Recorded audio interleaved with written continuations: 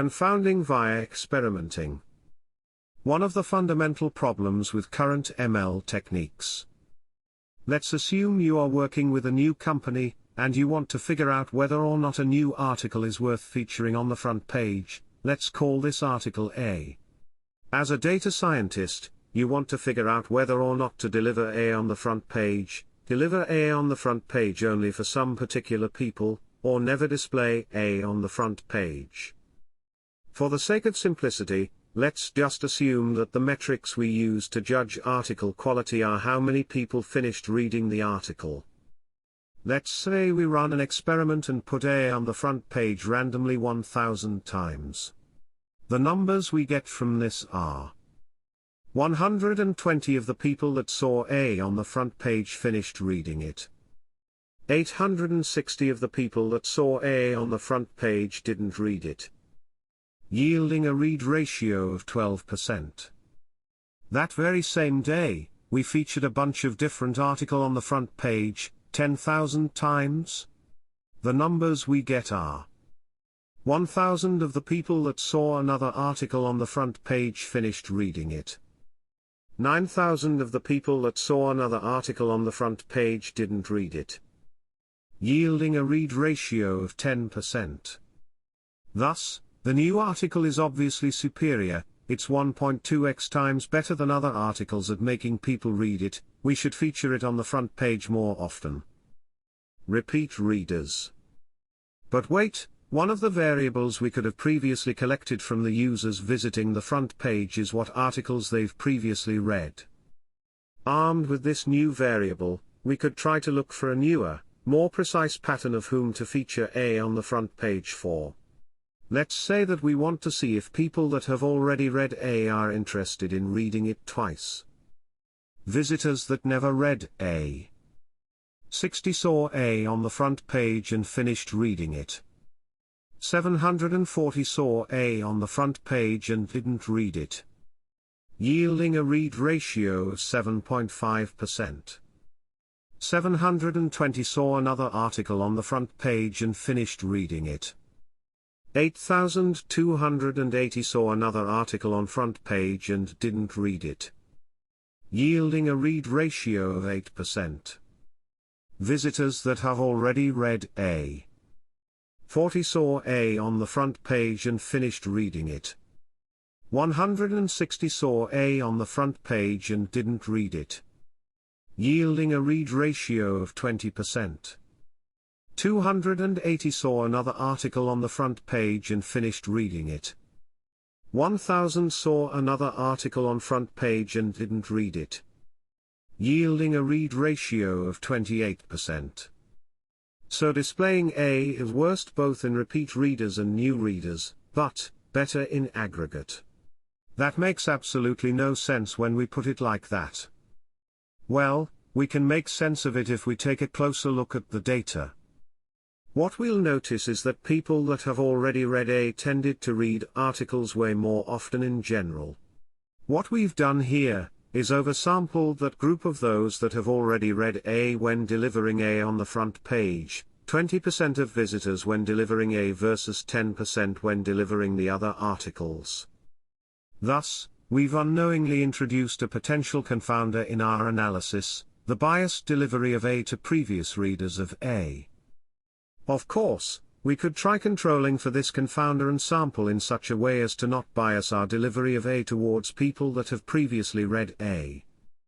The problem is that requires us to rerun our experiment, thus, potentially displaying A too much, if it's a bad article, or too little, if it's a quality article.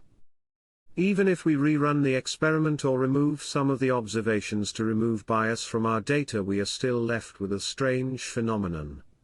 People that read A seem to read more articles. Here are two hypotheses we can easily think of about this seemingly strange occurrence. A. Reading A somehow increased the read ratio on all further articles, possibly because the quality of the article has encouraged our visitors to read other articles. This trend is less exacerbated for A itself because those visitors have already read it. B. visitors that have already read A once are heavy readers that tend to read a lot more articles than our usual audience. Of course, we could change our analysis and only sample first-time readers or heavy readers. But then, we'd simply be trading one confounder for another. To figure out whether or not we should feature A, we need to investigate a few other issues, such as: does reading A cause users to read more articles than reading other articles? Are the people in our second cohort, rereaders of A, more likely to be heavy readers, and by how much? Do people who read A in the first place tend to come back to our website more often? Note that any of the results from these investigations might have confounders of their own, which might require further experiments and investigations to elucidate. Problems with ML models and confounders. This is a summary of two of the fundamental problem of many applied data science issues. Namely, unknowingly biased datasets and the making of an observation, in this case, displaying A to a user and seeing if he reads it or not, resulting in changes to further observations. Many times, we need to gather data in order to build a model, but the experiments we perform in order to test said model are in of themselves going to alter the data. Even more, once we deploy a model, based on previously collected data, that model is going to alter any further data, making it hard to figure out if the model is working as intended. Still, as humans, we can make simple inferences like the ones above. A machine learning model, on the other hand, might have a hard time figuring out that a dataset is biased. It will certainly be impossible for it to detect whether or not the experiment we used to collect that data introduced that bias. The problem here is, once again, twofold. First, off-the-shelf models don't try to spot potential confounders in data. Thus, they can't give the users information about potential causal relationships that might bias their predictions. Secondly, even if we run an analysis of the data before feeding it to the model, and spots some causal relationships between the data, there's no way to inform the model about it. Most of the bleeding-edge machine learning models of today have no way of interpreting a simple input such as column X, and Z might be influencing column Y via roughly this equation. We need to try and tweak our data to reflect these prior hypotheses, instead of informing the model itself about them. I don't claim to have a good solution to this problem, and I don't believe one exists as of yet. That's one of the main reasons why human brains are, sadly or happily enough, still required to advance our understanding of the world.